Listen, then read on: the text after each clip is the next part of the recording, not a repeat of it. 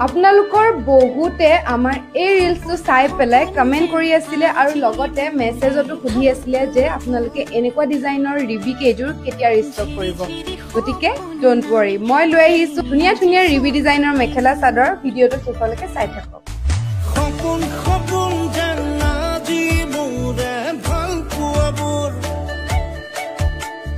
ঝিৰি ঝিৰি খবৰ নামি আহে আজি চকুতে মোৰ